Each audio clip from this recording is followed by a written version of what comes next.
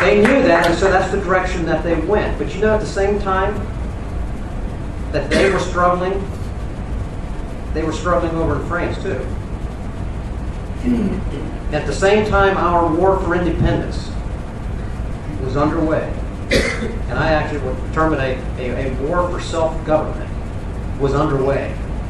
There was a revolution in France that was going on too. It was the French Revolution. They also were trying to seek a certain amount of freedom, but it was more for self-gratification. They were wanting to throw off the powers that were also. But they just went from one tyrant to another. The French Revolution was not successful. The American War for Independence was successful. And here we are today, the beneficiaries of what they put into place and what they labored to give us. And they gave us documents that guarantee those rights.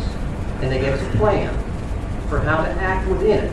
And yes, they do say in that Declaration of Independence that at any time in the future, another government should arise that looks and smells like a tyrant, that the people should rise up and throw it off. Right. Did they see that?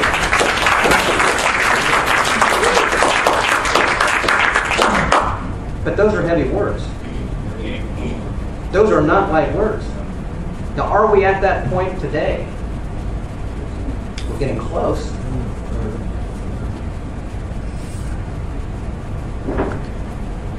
And that's what's of such great concern. When people come to me and say, what should we do? When you go to your legislators and you say, what should we do? What's the normal thing we say? Write your legislators. Call. And on election day, elect good guys. But I think, look at Washington this last week and a half or so. More calls than they've ever gotten. And did they listen? No. They didn't listen. They didn't care. When this House in Pennsylvania passed gambling, and passed the biggest tax increase in the history of the state, did people call? Did they write? And that happened anyways?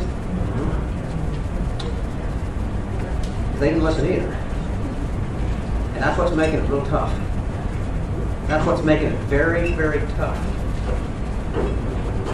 Because we say, how long should we sit? Are we going to have to lose our homes because we can't pay the rent to government in the form of property tax? Or how many are going to have to lose their homes because they can't pay their rent?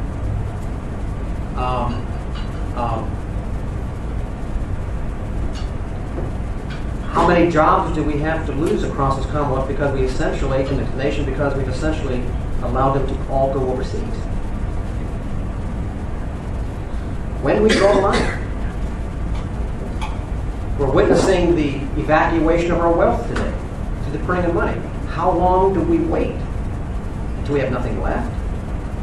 Those are the kind of hard questions that I think we're all dealing with. And I know I'm dealing with them.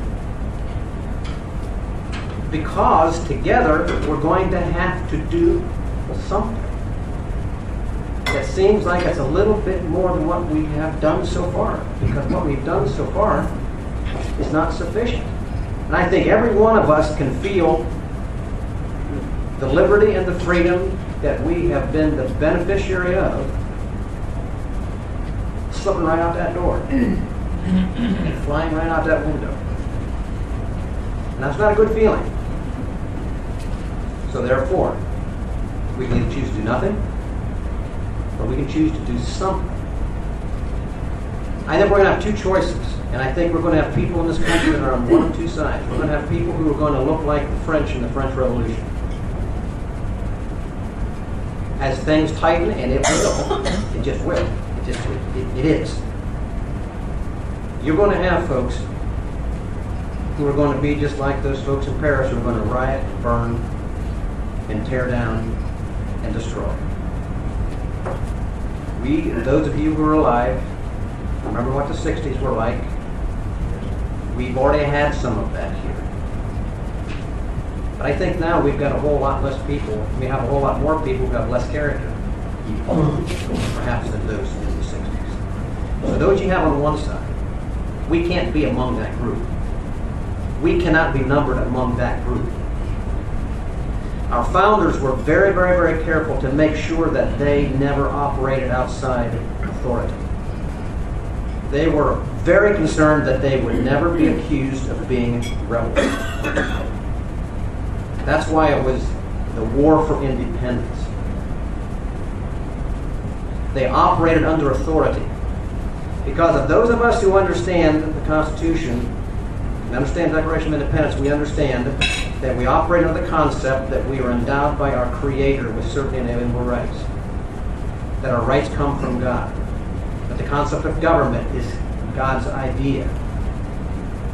And the idea of justice, the idea of liberty, the idea of independence didn't come out of man's head. Tyranny comes out of man's head. True freedom, self-discipline, self-government is the old Hebrew form of government. And they were very, very careful that they would not ever act out from under authority so that they could enjoy the blessing of God on the later government that came out of it. That's why de Tocqueville, the historian, after the War for Independence, came and toured America to try to find out the secret of America's genius and why the American War for Independence was successful and why the revolution in France was not.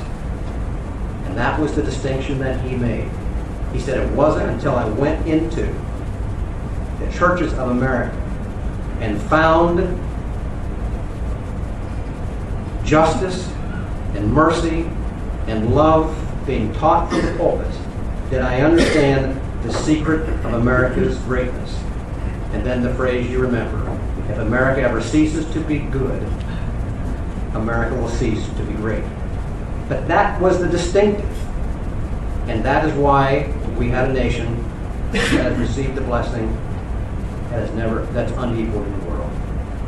So there's going to be two choices. One, we are going to operate under law. We're going to try and recreate and reestablish on that foundation, constitutional foundation, with the same principles, basically a renewing. We don't need a new constitution. We don't need new principles. We need a renewing of that. Yes. It worked. Yes.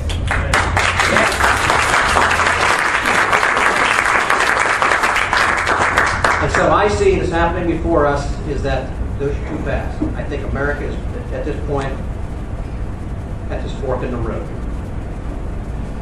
We are faced with challenges, and we are going to be faced with more. The choice is as one. We're just going to strike out, become rebels, or we're going to operate under the rule of law and follow the pattern as given to us in our ruling document. That's one big reason why I and certain of our other good, like-minded friends in other states have introduced and are introducing the amendment or the resolution to restate our 10th Amendment, state sovereignty. Because we believe that that is a first and a logical place to begin the argument to renew the liberties and the freedom that we have enjoyed under our Constitution. Recognizing that the fact that we are states first, and then there was a federal government.